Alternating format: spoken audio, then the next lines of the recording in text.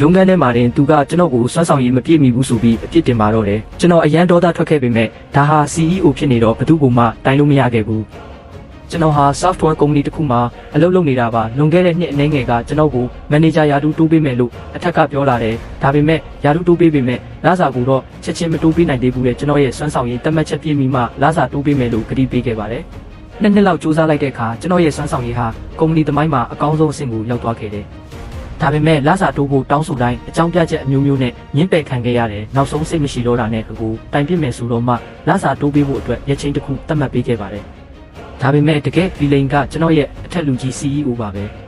သူကကျွန်တော်ကိုလစာမတိုးပေးခြင်းတဲ့အတွက်လစာတိုးပေးရမယ့်ရချင်းမတိုင်ခင်တစ်ပတ်လိုမှစွမ်းဆောင်ရည်သတ်မှတ်ချက်တွေကိုလက်ရှိထက်ပိုမြင့်အောင်တမင်တကာပြင်ဆင်ပစ်လိုက်ပါတယ်တတ်မှတ်ချက်အသစ်ကကျွန်တော်ရောက်နေတဲ့အဆင့်ထက်နည်းနည်းလေးပိုမြင့်နေအောင်သူကညှစ်ပက်လိုက်တာပေါ့ဗျာအဲ့ဒီနောက်ရုံးခန်းထဲမှာတင်သူကကျွန်တော်ကိုစွမ်းဆောင်ရည်မပြည့်မီဘူးဆိုပြီးအပြစ်တင်ပါတော့တယ်ကျွန်တော်အရန်ဒေါသထွက်ခဲ့ပေမဲ့ဒါဟာ CEO ဖြစ်နေတော့ဘယ်သူမှတိုင်လို့မရခဲ့ဘူး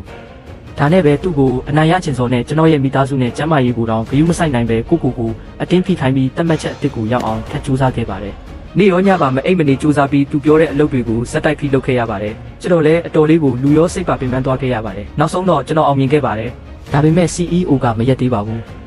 ကျွန်တော်ကိုအလုပ်ထုတ်ပြဖို့ဇလန်းတစ်ခုထပ်ဆင်ပါတယ်သူနဲ့ကျွန်တော်အစည်းအဝေးလုပ်တုန်းကသူကတင်တန်းလက်ကမ်းစာဆောင်လုပ်ဖို့ကိစ္စကိုခဏဆိုင်ငတ်ထားမယ်လို့ပြောခဲ့ပေမဲ့တလအကြာမှာတော့ကျွန်တော်ကအဲ့ဒီအလုပ်ကိုပြက်ကွက်ခဲ့တယ်ဆိုပြီးသူကိုယ်တိုင်လက်ရည်နဲ့ရေးထားတဲ့မှတ်တမ်းအတုတွေကိုတက်တည်ဖြစ်သုံးခဲ့တာပါ